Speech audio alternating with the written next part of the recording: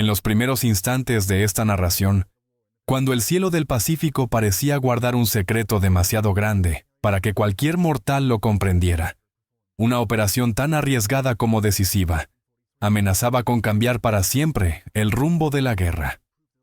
Imagina por un momento que te encuentras dentro de la cabina metálica de un Hellcat recién encendido, escuchando cómo vibra cada remache mientras el portaaviones avanza hacia una zona que los altos mandos estadounidenses describían como un auténtico avispero.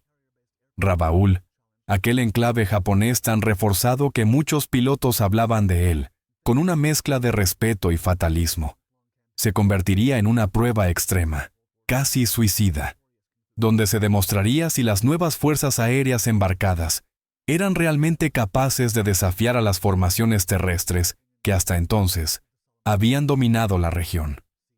Todo estaba a punto de estallar con una intensidad difícil de imaginar, y la vida de cientos de hombres dependería de decisiones tomadas en cuestión de segundos, por líderes que sabían perfectamente que fallar no era una opción aceptable. Mientras el mes de febrero del año 1943 llegaba a su fin, los ecos de la dura campaña de Guadalcanal aún resonaban en cada informe militar y en cada conversación de los tripulantes veteranos que habían sobrevivido a 6 meses de combate continuo. Aquel triunfo, aunque histórico, no era más que el inicio de un avance lento y agotador a través de las Islas Salomón, una cadena que parecía interminable y que absorbía recursos, vidas y energías. En el extremo noroccidental de aquel archipiélago, las fuerzas japonesas reorganizaban sus defensas alrededor de una base ya existente en la isla de Nueva Bretaña. La ciudad de Rabaul, asentada sobre un puerto natural espectacular, poseía 5 aeródromos y una ubicación tan estratégica que tanto Tokio como Washington la consideraban un tesoro militar. Por eso los japoneses habían convertido aquel rincón, antaño pintoresco, en un bastión casi inexpugnable, desde el cual sus buques y aeronaves partían hacia el sur para frenar el avance aliado. Y también por eso los estadounidenses habían decidido que su próxima gran ofensiva aérea debía comenzar justo allí, golpeando con brutal precisión, desviando fuerzas y protegiendo la crucial operación de Bougainville. La historia estaba a punto de entrar en una nueva fase en la que los portaaviones ya no serían vistos como naves secundarias, sino como la herramienta decisiva de una guerra que se libraba a miles de kilómetros de cualquier costa estadounidense. Mientras las aguas del Pacífico seguían agitándose bajo el paso constante de convoyes y escuadrones, una transformación silenciosa pero decisiva empezaba a forjarse dentro de la Marina estadounidense. Tras las duras pérdidas sufridas en los primeros compases de la guerra, especialmente en Midway y en el Mar del Coral, los mandos norteamericanos comprendieron que la supervivencia en aquella inmensa extensión azul dependía de crear una nueva generación de portaaviones y aviadores capaces de operar bajo una presión extrema. Así nació una fuerza que, para finales del año 1943, ya no se parecía a la que había tambaleado con incertidumbre un año antes. Los nuevos buques clase Essex, con un desplazamiento de 27,000 toneladas, navegaban con una presencia sólida, orgullosa, acompañados por los portaaviones ligeros clase Independence de 11,000 toneladas, ágiles, rápidos y construidos casi con urgencia para reemplazar a los que habían sido hundidos. A bordo de estas naves viajaban pilotos entrenados con una disciplina férrea, muchos de ellos formados a partir de las lecciones contadas por los supervivientes de batallas que habían cambiado el rumbo del conflicto. Los talleres de producción en territorio continental trabajaban día y noche, y de sus instalaciones salían cazas F-6F, 3 Hellcat, aviones de ataque Curtiss SB, 2 C-1 Helldiver, y los robustos TBF Avenger, aparatos diseñados para asestar golpes devastadores contra barcos y bases terrestres japonesas. Para los pilotos, aquellos aviones representaban no solo una herramienta, sino la diferencia entre regresar vivos o convertirse en un nombre más en la larga lista de bajas. Mientras tanto, en los salones de planificación del almirante Chester W. Nimitz, se elaboraba una estrategia ambiciosa. Atacar islas cuidadosamente seleccionadas para avanzar paso a paso hacia el corazón del dominio japonés. Rabaul destacaba en ese mapa como una amenaza ineludible. Sus 5 aeródromos prebélicos, su puerto natural y su concentración de buques la convertían en un nudo vital que protegía las rutas de abastecimiento enemigas. Para los japoneses, Rabaul era una fortaleza autosuficiente, defendida por cazas Mitsubishi A6M0 tripulados solo por sus aviadores más experimentados, y rodeada por decenas de baterías antiaéreas capaces de convertir el cielo en un infierno metálico. Cada incursión previa realizada por la aviación estadounidense o aliada había demostrado lo difícil que era acercarse y regresar ileso. Sin embargo, a medida que la Marina recuperaba fuerza, surgía una pregunta inevitable. ¿Podrían los portaaviones, con su movilidad y su capacidad de sorpresa, superar por fin a las defensas terrestres que muchos consideraban superiores por naturaleza? La respuesta iba a llegar muy pronto, y sería tan contundente que cambiaría para siempre la percepción del poder aéreo naval. Mientras la maquinaria militar estadounidense ganaba fuerza y confianza, en los despachos del alto mando se gestaba una operación que sería recordada como uno de los movimientos más audaces del Pacífico, la Operación Cartwheel. Este plan conjunto, dirigido por el general George Kenney y respaldado por las Fuerzas Aéreas de Estados Unidos, Australia y Nueva Zelanda, tenía un objetivo claro y directo: golpear a Rabaul desde el aire con una intensidad capaz de erosionar su poder defensivo y reducir su capacidad de proyectar fuerzas hacia el sur. Para muchos estrategas aliados, aquello equivalía a intentar derribar un muro de acero con un martillo de precisión, y cada vuelo sobre la ciudad prometía ser una danza entre la vida y la muerte. Sin embargo, la creciente experiencia de los aviadores y la determinación compartida en los portaaviones creaban una atmósfera de convicción tranquila, casi desafiante, como si todos supieran que era el momento adecuado para poner a prueba la nueva doctrina aérea. El primer gran golpe llegó el 12 de octubre del año 1943, cuando un total de 349 aviones despegaron en una formación masiva que hacía temblar el aire. La misión, aunque poderosa, se vio frustrada por un clima adverso que ocultó parte de los objetivos y redujo la efectividad del ataque. Sin embargo, ese contratiempo no hizo sino reforzar la determinación aliada.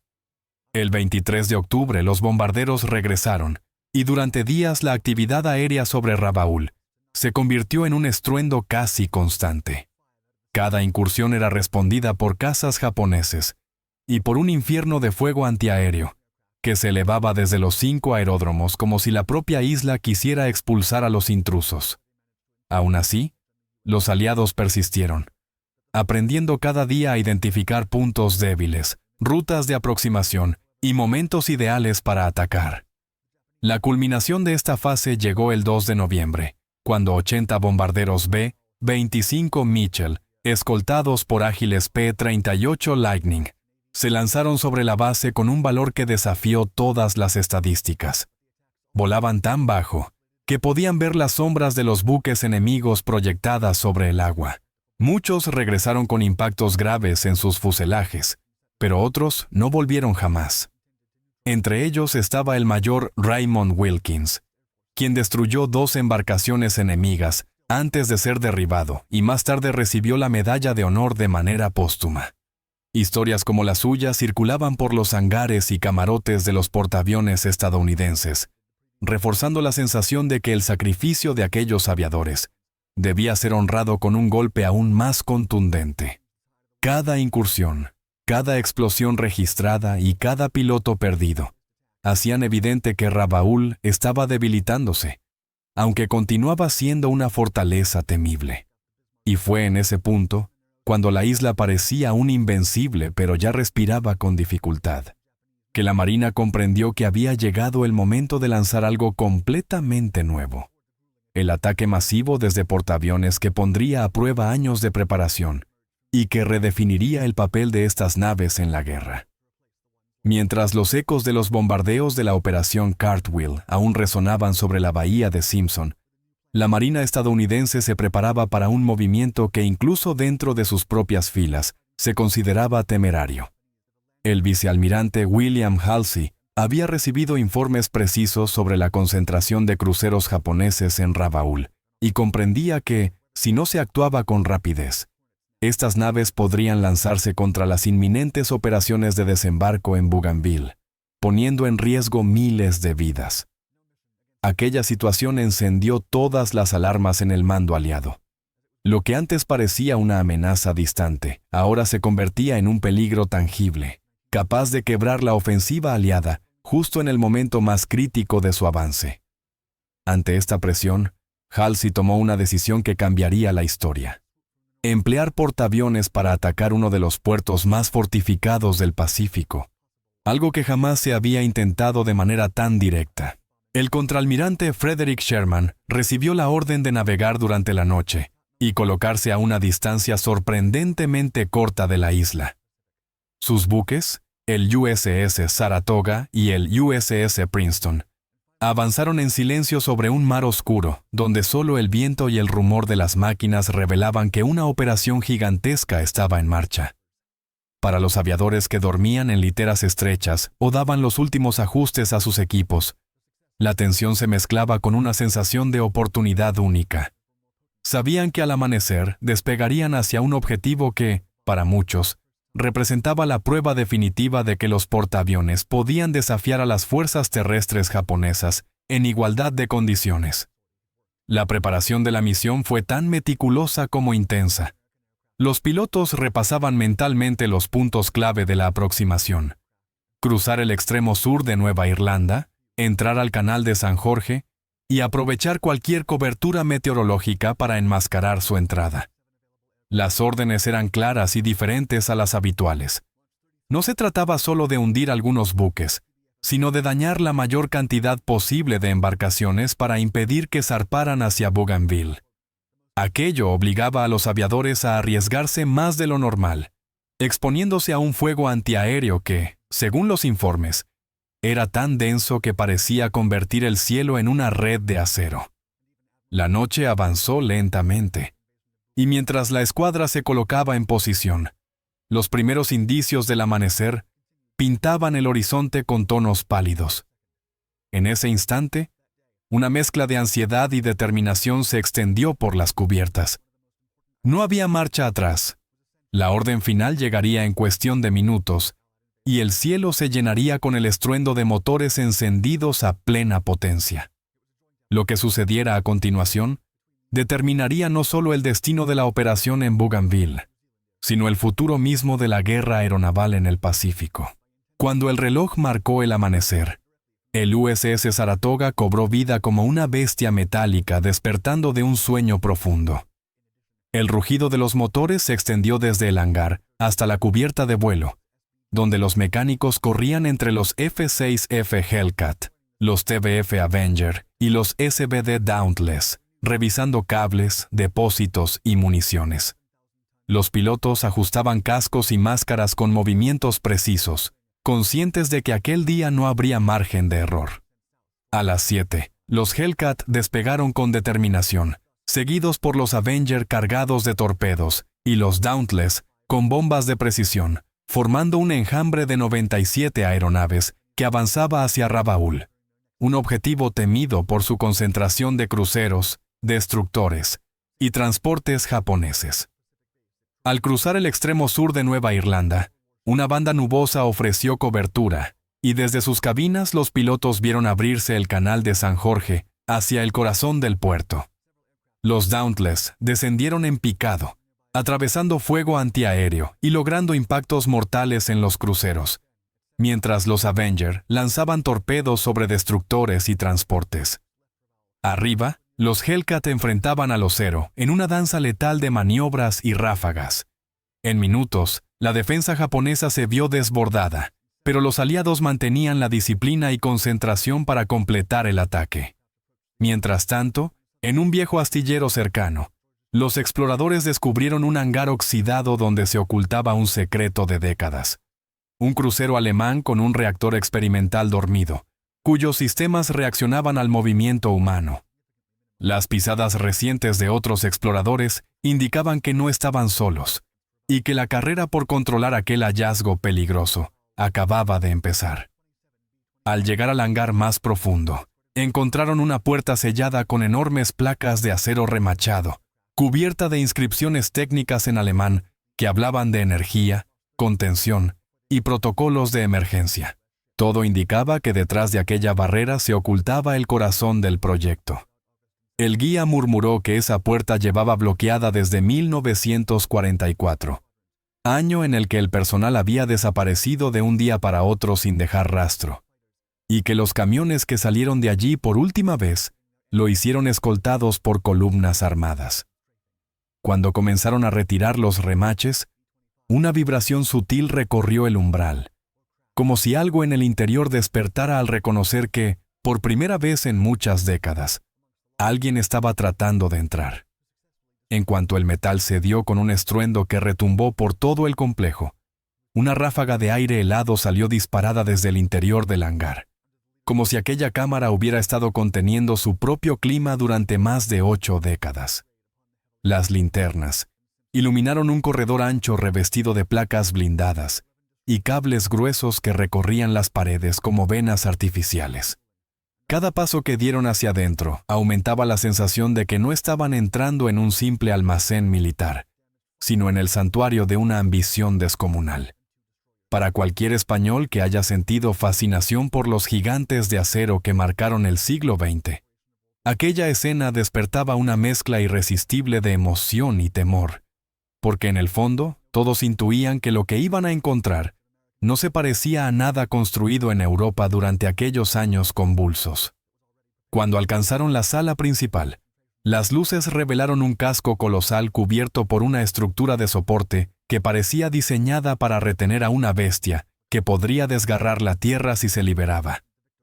El crucero alemán, oculto del mundo desde mediados de 1944, se alzaba ante ellos con una elegancia siniestra.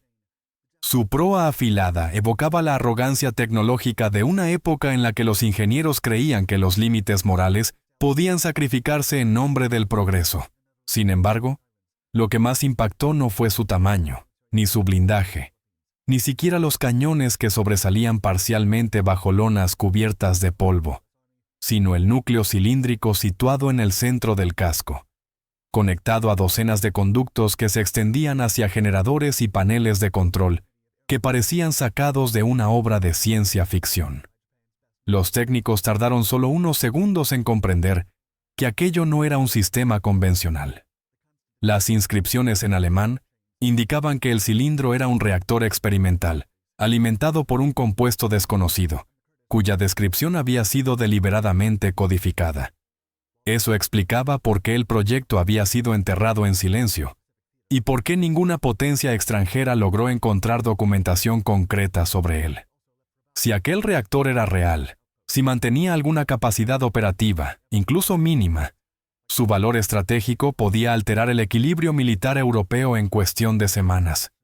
Y en ese instante, justo cuando trataban de procesar la magnitud de lo que acababan de descubrir, un zumbido profundo reverberó desde lo más hondo del casco, como si algo en su interior respondiera a la presencia humana, como si el crucero, dormido durante tantos años, estuviera empezando a despertar.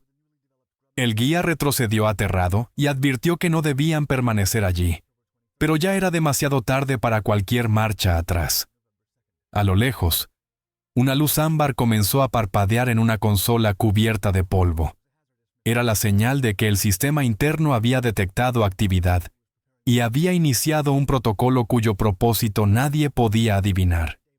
En el instante en que la luz ámbar dejó de parpadear y pasó a un brillo continuo que teñía de un tono enfermizo las sombras del hangar, todos comprendieron que habían cruzado un umbral invisible, del que ya no habría retorno posible. El reactor del crucero alemán, silencioso durante más de 7 décadas, comenzó a emitir un pulso rítmico que recordaba a la respiración de un animal gigantesco, y aquel sonido profundo vibraba en el pecho de cada uno de los presentes, como si intentara sincronizarse con sus propios latidos. Los españoles que siguieran este relato desde su sofá sentirían ese mismo escalofrío, porque había algo casi mítico en la idea de una máquina dormida que despertaba después de tanto tiempo, cargada de una energía cuya naturaleza nadie podía explicar con certeza. Mientras los técnicos trataban de estabilizar su equipo, una consola situada en la plataforma superior cobró vida de manera inesperada y proyectó una secuencia de datos en una pantalla opaca cubierta de polvo. Eran gráficos incompletos, líneas de código interrumpido y advertencias escritas en un alemán técnico que hablaba de sobrecarga, aislamiento térmico y peligros extremos relacionados con la liberación de energía. Uno de los especialistas explicó en voz baja que el reactor estaba entrando en un modo automático de diagnóstico, algo que solo podía ocurrir si detectaba vibraciones, calor o movimiento humano en proximidad directa. Eso significaba que su sistema de defensa interno seguía operativo y que cualquier intento de manipularlo sin conocer sus protocolos podía desencadenar una reacción imposible de controlar. De repente, unas luces exteriores iluminaron el hangar desde lo alto, proyectando sombras duras que hicieron que todos se agacharan instintivamente. No eran luces del interior. Provenían del exterior del complejo, de vehículos que se habían acercado sin que nadie los detectara. El guía, con voz temblorosa, confirmó lo que todos temían. Otras fuerzas habían seguido la misma pista y ahora estaban rodeando el astillero. No se trataba de simples curiosos, sino de profesionales que conocían exactamente el valor de aquel hallazgo, y que, a juzgar por el modo en que se movían, tenían órdenes de asegurarlo a cualquier precio y eliminar a todo testigo. El pulso del reactor se intensificó como si respondiera al peligro exterior. Las placas del casco comenzaron a emitir un zumbido más agudo, y pequeños destellos azules aparecieron en los bordes de los conductos que conectaban el cilindro central con los generadores secundarios. El barco parecía consciente del entorno, como si una parte de su sistema hubiese sido diseñada para reaccionar ante amenazas externas, activando mecanismos que nadie allí comprendía. La temperatura del hangar empezó a subir de manera lenta pero constante, obligando a todos a retroceder hacia la entrada, mientras el crucero, envuelto en aquella luz espectral, parecía prepararse para un despertar completo que podría desencadenar consecuencias inimaginables.